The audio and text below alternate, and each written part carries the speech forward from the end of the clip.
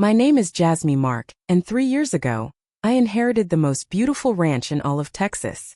Grandpa Joe left me Sunset Valley Ranch when he passed away, along with the cattle business that had been in our family for 4 generations. The property stretched across 500 acres of prime land, worth millions of dollars. I was only 25 when I became the owner, but I had been working the ranch since I was a teenager. Grandpa Joe always said I had the heart of a true rancher, unlike my city-dwelling cousins who only visited during holidays. My husband Blake was supportive when we first got the inheritance. He helped me manage the business side while I focused on the cattle and land management. We lived in the beautiful farmhouse that my great-great-grandfather had built, dreaming of raising our own children there someday. The ranch was profitable, bringing in steady income from beef sales and land leasing. Life was perfect, and I felt blessed to carry on the family legacy. If you like our revenge stories, please subscribe for more. We drop powerful new stories every week, filled with truth, emotion, and justice. Don't miss the next one. And remember, some stories hurt, but they heal too. Subscribe now, and join the journey. Blake came from a wealthy family in Dallas who owned several businesses across Texas. His mother, Victoria, was a sharp businesswoman who had built her own real estate empire. His brother Andrew was a lawyer who specialized in property law and business acquisitions.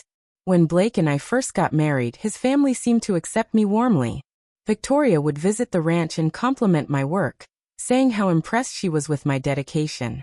Andrew helped us set up proper business structures for the ranch operations. But I started noticing small comments about how much the ranch was worth, and suggestions about maximizing its potential through development.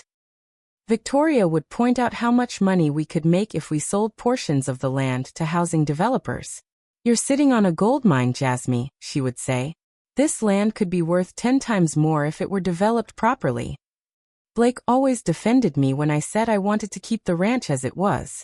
But I could see his family's words were starting to influence him. About a year after inheriting the ranch, Blake started pushing for changes. He wanted to modernize everything, hire more staff, and expand operations quickly. While some of his ideas were good, others felt like they would change the ranch's character completely. "We need to think bigger, Jasmie," he would say. "This place has so much potential that we're wasting." He convinced me to take out loans against the ranch to fund expansion projects. Andrew helped us navigate the legal paperwork, assuring me that everything was standard business practice.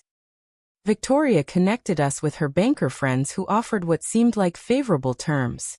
I was hesitant, but Blake was my husband, and I trusted his business judgment. The ranch had always been profitable, so taking on some debt for growth seemed reasonable. What I didn't realize was that every document I signed was slowly transferring more control away from me.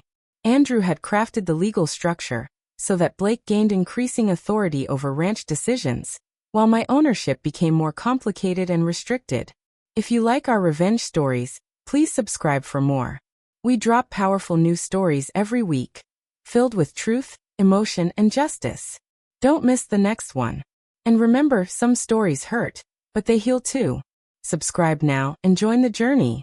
Blake started having private meetings with his family that he claimed were about other business matters.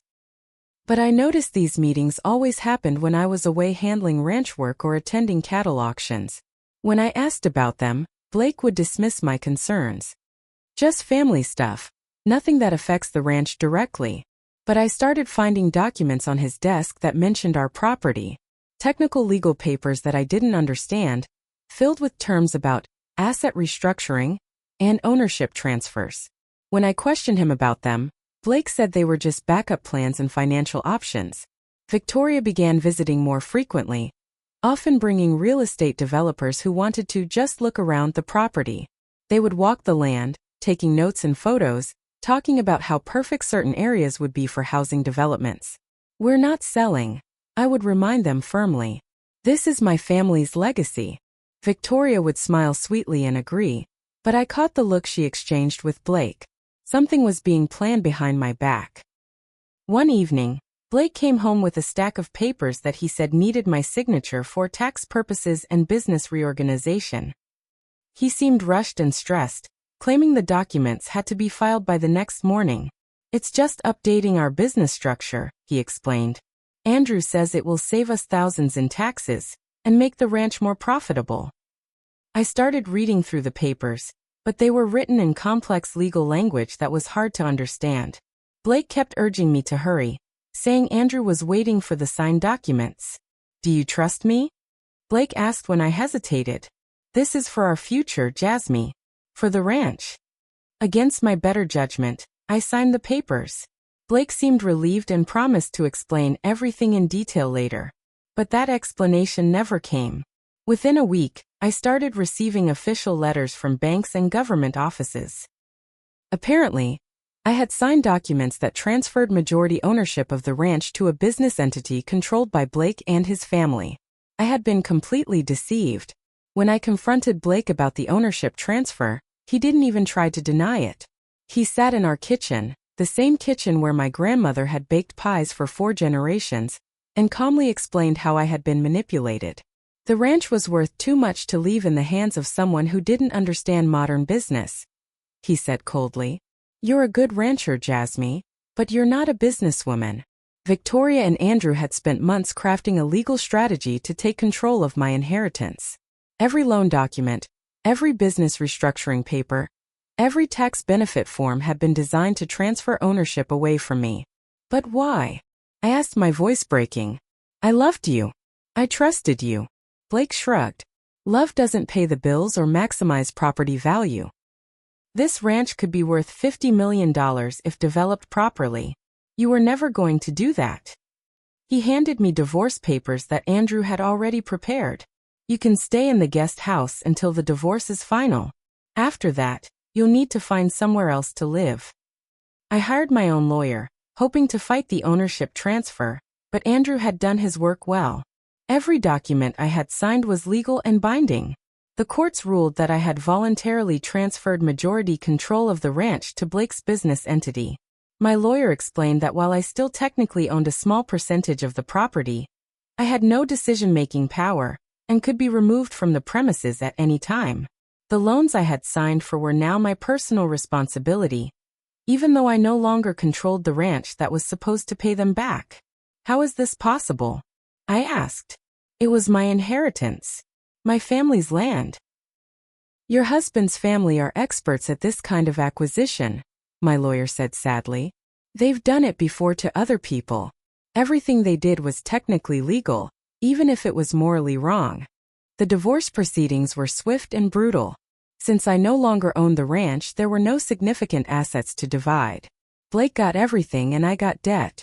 6 months after signing those papers, I was forced to leave Sunset Valley Ranch. Blake and Victoria stood on the porch of my family's farmhouse, watching as I loaded my belongings into a pickup truck. You should have been smarter, Jasmie, Victoria said with fake sympathy. This is just business. I drove away from the only home I had ever known, with nowhere to go and no way to support myself. The cattle operation I had managed for years continued without me, now run by managers Blake had hired. I found a small apartment in town and took a job at a feed store, barely making enough to pay rent and my share of the ranch loans. Every day, I drove past my family's land, watching strangers work the cattle that should have been mine. Blake married Victoria's business partner's daughter within 6 months of our divorce. They held the wedding reception on the ranch, in the same meadow where my grandparents had celebrated their 50th anniversary. I thought my life was over. I thought they had won completely. But I was wrong. Working at the feed store gave me access to information about all the local ranches, including my former home. I processed supply orders, feed deliveries, and equipment rentals for dozens of properties in the area. That's how I discovered that Blake's family had been planning their takeover for much longer than I realized. Feed orders for Sunset Valley Ranch showed they had been buying supplies under their business name for months before they officially took control. More importantly, I learned that they had done this exact same scheme to 3 other families in the past 5 years. Victoria's real estate company specialized in identifying valuable rural properties with vulnerable owners, then manipulating them into signing away their rights. The feed store owner, Mr. Casey, had been in the agricultural business for 40 years and knew everyone's story. He told me about the Patterson family, who lost their dairy farm the same way. The Hendersons, who lost their horse breeding operation. The Morales family, who lost their organic vegetable farm. It's always the same pattern, Mr. Casey explained. Someone in the family marries into the target family, gains trust, then uses legal tricks to steal everything. I realized I wasn't just a victim. I was part of a pattern. I tracked down the other families that Victoria's company had destroyed. The Pattersons were now living in a small apartment in town, both working retail jobs. The Hendersons had moved to Oklahoma to live with relatives. The Morales family was struggling to make ends meet, running a small grocery store. When I met with them, they all told similar stories. Marriages or business partnerships that seemed wonderful at first, then gradual legal manipulation, followed by complete loss of their family properties. We tried to fight it, Mrs. Patterson told me, but they had better lawyers, more money, and all the legal documents were on their side. Each family had been isolated, made to feel like their situation was unique and hopeless. But together, we represented a pattern of fraud that had stolen millions of dollars in property value. What if we worked together? I suggested. What if we could prove this was organized fraud rather than individual legal transactions? For the first time in months, I saw hope in their eyes. We began meeting secretly, comparing documents and timelines, building a case that showed Victoria's systematic approach to property theft. I spent every free moment researching Victoria's business dealings, Blake's family history, and Andrew's legal practice. What I discovered was bigger than I had imagined. Victoria's real estate empire was built on properties stolen from families just like mine. She would identify valuable rural land, then have family members or business associates target the owners for manipulation. Andrew's law practice specialized in creating legal structures that looked legitimate, but actually transferred ownership. They had stolen over 20 properties in the past decade, worth a combined total of over $200 million. Each family thought they were the only victims, so no one had ever connected the pattern. But there was something else I discovered that changed everything. In her arrogance, Victoria had made one crucial mistake. She had used the same business entity to hold all the stolen properties, believing it made her operation more efficient. This meant that if I could prove fraud in the creation of that business entity, I could potentially invalidate all the property transfers at once. Every family could get their land back simultaneously. I needed to find the right pressure point to bring down their entire operation. My breakthrough came from an unexpected source. Andrew's legal secretary, a woman named Sophia, came into the feed store one day looking nervous and upset. "You're Jasmie Mark, right?" she asked quietly. "The one who lost Sunset Valley Ranch?" When I confirmed it, she looked around to make sure no one else was listening. "I've been working for Andrew for 3 years. I've seen what they do to families like yours, and I can't take it anymore." Sophia had access to all of Andrew's files, including the original documents that showed how Victoria's business entity was created using forged signatures and falsified financial statements. She also had records of bribes paid to local officials to expedite property transfers. "I've been copying files for months," she whispered. "I have evidence of everything they've done. But I'm scared to come forward alone. They'll destroy me." This was exactly what I needed. Sophia's evidence could prove that Victoria's entire operation was built on fraud from the beginning. If we could expose the corruption, every property transfer could be reversed. But we had to be smart about how we used this information. Victoria and Andrew were powerful people with connections throughout the legal system. With Sophia's evidence, I was able to convince the other victim families to join together in a coordinated legal action. We pooled our resources to hire a team of lawyers who specialized in fraud cases and had no connections to Victoria's network. The key was timing. We needed to file lawsuits, submit evidence to federal authorities, and notify the media all at the same time. If Victoria's family had advance warning, they could destroy evidence and move assets offshore. We also reached out to families who were currently being targeted. Through property records and legal filings, we identified 3 families who were in the early stages of the manipulation process. We warned them and provided evidence of what was really happening. One of these families, the Washingtons, had been married into by Victoria's nephew just 6 months earlier. When we showed them the pattern, they immediately understood what was happening to their cattle ranch. We thought it was strange how many legal documents we were being asked to sign, Mrs. Washington said. Now we know why. The Washingtons agreed to help us by secretly recording conversations and gathering evidence while pretending to go along with the scheme. We spent 2 months preparing our coordinated attack. Every detail had to be perfect because we would only get one chance. Victoria's family was too smart and well-connected to give us a second opportunity. Sophia continued working for Andrew, copying files and recording conversations. She discovered that Victoria was planning to sell Sunset Valley Ranch to a major development company within the next month. Once that sale went through, recovering the property would become nearly impossible. This gave us our deadline. We had to act before the ranch sale was finalized. Our plan involved simultaneous legal, financial, and public relations attacks. We would file federal fraud charges, submit evidence to the IRS about tax evasion, notify the State Bar Association about Andrew's misconduct, and release our story to investigative journalists. But the most important part was the timing. We had to execute everything during Victoria's biggest business event of the year, the annual Texas Property Development Conference, where she was scheduled to receive a Lifetime Achievement Award. While she was being celebrated for her business success, we would be destroying her empire. The day of our coordinated attack was October 15th. Victoria was in Dallas at the conference, Blake was at the ranch meeting with potential buyers, and Andrew was in his office preparing final sale documents. At exactly 9 a.m., our legal team filed federal fraud charges in 3 different jurisdictions. At 9:15 a.m., we submitted our evidence package to the FBI, the IRS, and the State Attorney General's office. At 9:30 a.m., we released our story to investigative journalists at 5 major newspapers.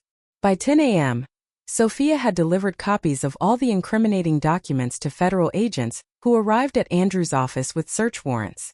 10:30 a.m., FBI agents interrupted Victoria's award ceremony at the conference, serving her with arrest warrants in front of 500 of the most important business leaders in Texas. Blake was arrested at Sunset Valley Ranch while meeting with the development company executives who were planning to buy my family's land. The coordinated attack worked perfectly. They had no warning, no time to destroy evidence, and no opportunity to flee or move assets. The story exploded across Texas news within hours. "Real estate empire built on family farm fraud" was the headline that appeared on every major news website. Photos of Victoria being arrested at her own award ceremony went viral on social media. The victim families did interviews explaining how we had been systematically targeted and robbed of our generational properties. The dollar amounts involved were staggering, over $200 million in stolen land, affecting more than 20 families. Public outrage was immediate and intense. People were horrified that families could lose their heritage properties through legal manipulation. The story resonated especially strongly in rural Texas, where family land is sacred. Victoria's business partners immediately distanced themselves from her company. Development deals were canceled, and investors pulled their money out of her projects. Her real estate empire collapsed within 48 hours. Andrew was suspended from practicing law pending investigation by the State Bar Association. Blake lost his job when his employer discovered his involvement in the fraud scheme. The media attention also brought forward additional victims we hadn't known about, expanding our case even further.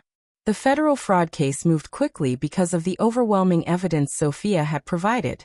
Victoria's entire business operation was revealed to be a criminal enterprise designed to steal family properties through legal manipulation. Andrew pled guilty in exchange for cooperation, providing even more evidence about how the scheme worked. He admitted to creating fraudulent legal documents, bribing local officials, and deliberately deceiving property owners about what they were signing. Victoria tried to fight the charges, but the evidence was too strong. She was convicted on multiple counts of fraud, racketeering, and conspiracy. Blake was convicted as a co-conspirator and sentenced to 5 years in prison. The most important result was the court's ruling that all property transfers were void due to fraud. Every family that had been robbed would get their land back, along with compensation for damages. The judge specifically ruled that Victoria's business entity had been created through fraud, which invalidated every transaction it had ever made. This was exactly the outcome I had hoped for when I first discovered the pattern. After 3 years of legal battles, I was finally going to get Sunset Valley Ranch back. The day I drove up the familiar dirt road, past the oak trees my great-grandfather had planted, to the farmhouse where 4 generations of my family had lived. The property had been maintained well during the legal proceedings, which were required by court order. The cattle operation was still running, managed by the same foreman who had worked for my grandfather. Walking through the house where I had grown up, I found that Blake had removed all traces of my family's history. Photos, furniture, and personal items that had been in the family for decades were gone. But the bones of the house were the same, and I knew I could restore its heart. The other families were getting their properties back too. The Pattersons were returning to their dairy farm, the Hendersons to their horse operation, and the Morales family to their organic vegetable farm. We had all lost years of our lives to Victoria's greed, but we were finally home. The court ordered Victoria to pay massive restitution to all the families she had defrauded. Since her real estate empire had been built on stolen properties, virtually all her assets were subject to seizure. Her company's bank accounts, investment portfolios, and remaining properties were liquidated to compensate victims. Each family received not only their property back, but also millions of dollars in damages for lost income and emotional suffering. For me, this meant getting Sunset Valley Ranch back debt-free, plus enough money to expand operations and secure the ranch's future for the next generation. Victoria's personal mansion in Dallas, worth $8 million, was sold to help pay restitution. She went from living in luxury to facing decades in federal prison. Blake lost everything: his inheritance, his trust fund, and his freedom. The man who had married me to steal my family's legacy ended up with nothing but a criminal record. Andrew was disbarred and ordered to pay millions in damages to his victims. His legal career was over, and he faced bankruptcy and prison time. Our case became a landmark example of how organized fraud could steal generational wealth from families.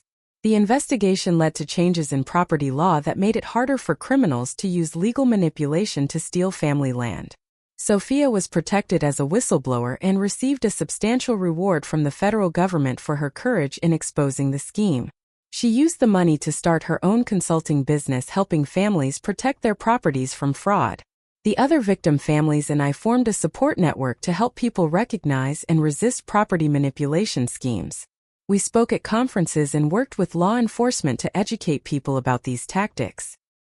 Our story inspired legislation requiring clearer disclosure when property ownership is being transferred, and mandatory waiting periods for major property decisions involving family land. Victoria's arrest at her own award ceremony became a symbol of how arrogance and greed eventually lead to downfall.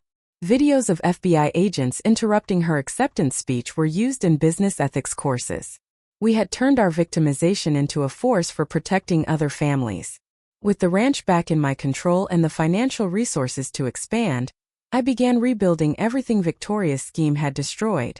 I hired back the ranch hands who had been laid off, upgraded equipment that had been neglected, and restored the cattle operation to full capacity.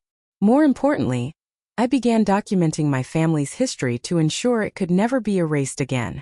I created a family archive with photos, documents, and stories from 4 generations of ranchers. I established a family trust that would make it legally impossible for anyone to steal the ranch through manipulation again. The farmhouse was restored to honor my family's memory, while incorporating modern improvements. I hung my grandparents' wedding photo back in the place of honor above the fireplace. I also started a program bringing city kids to the ranch to learn about agriculture and rural life. Many of these children had never seen cattle or horses before, and watching their excitement reminded me why preserving family land matters. The ranch became more profitable than ever, but more importantly, it was home again. Recovery from betrayal takes time, even after justice is served. I had to learn to trust people again, which was difficult after experiencing such complete deception from someone I loved. Therapy helped me understand that Blake's betrayal said nothing about my worth as a person. He had targeted me specifically because I was successful and trusting, not because I was weak or foolish. I also found healing through helping other victims of property fraud. Sharing our experiences and supporting each other created bonds that replaced the family that had betrayed me. Romance wasn't something I was ready for, but I built strong friendships with people who valued honesty and integrity. The ranch became a gathering place for good people who appreciated its history and beauty. Most importantly, I learned that my identity wasn't defined by what had been taken from me, but by how I had fought to reclaim it. I was stronger than I had ever imagined possible. The little girl who had helped her grandfather feed cattle had grown into a woman who could take down a criminal empire. Victoria's fall from grace was complete and public. The woman who had once been featured on magazine covers as a successful businesswoman became a cautionary tale about greed and fraud. In prison, she lost everything that had defined her: her wealth, her status, her power over others. News reports described her as broken and bitter, unable to accept responsibility for her crimes. Her former business associates testified about her arrogance and cruelty, describing how she had bragged about stupid farmers who were easy to manipulate. These quotes were published in newspapers, showing the world her true character. Blake tried to visit her in prison, but she refused to see him. Even her own son had become a liability in her mind, someone whose weakness had contributed to their downfall. The Texas Property Development Association removed her Lifetime Achievement Award and banned her from their organization. Her name was erased from buildings and scholarships she had funded. Victoria had spent decades building an empire based on other people's suffering. Now she would spend the rest of her life paying for those crimes. 3 years after reclaiming Sunset Valley Ranch, I received a letter that completed my victory in a way I hadn't expected. It was from Blake, written from his prison cell. In the letter, he apologized for everything he had done and acknowledged that I had been right to fight back. He admitted that his family's greed had destroyed not only my life, but his own as well. "You were the best thing that ever happened to me," he wrote. "I threw away real love for money that never brought me happiness. Losing you was the biggest mistake of my life." He asked for forgiveness, not expecting it, but wanting me to know that he finally understood what he had lost. I didn't respond to the letter, but I didn't throw it away either. It represented closure in a way that his punishment alone couldn't provide. Victoria's scheme had been designed to break me, but instead it had revealed my strength. Blake had thought he was taking my future, but he had actually freed me to build a better one. The ranch was thriving, the other victims had been restored, and justice had been served completely. Today, Sunset Valley Ranch is worth more than Victoria ever imagined possible, but this time the wealth belongs to the family that built it. I've expanded the operation, added sustainable practices, and created jobs for dozens of local families. The story of how I took down a criminal empire has become legendary in rural Texas. People tell it as an example of why you should never underestimate someone who's fighting for their family's legacy. I speak at conferences now, teaching families how to protect their property and recognize manipulation tactics. Every time I tell the story, I emphasize the same point. The moment they decided I was disposable was the moment they sealed their own fate. Victoria thought she was stealing from a naive farm girl who would disappear quietly. Blake thought he was upgrading to a better life with someone more sophisticated. Andrew thought he was just another clever lawyer manipulating another trusting victim. They were all wrong. I am Jasmie Mark, and I am the woman who brought down the most successful property fraud ring in Texas history. They took my home, my husband, and my future. But I took back everything in one move they never saw coming. The ranch that 4 generations of my family built will stand for 4 generations more, and no one will ever take it from us again. If this story moved you, don't forget to like the video, subscribe for more powerful narratives, and share your thoughts in the comments. We'd love to hear what part hit you the hardest. Thanks for watching.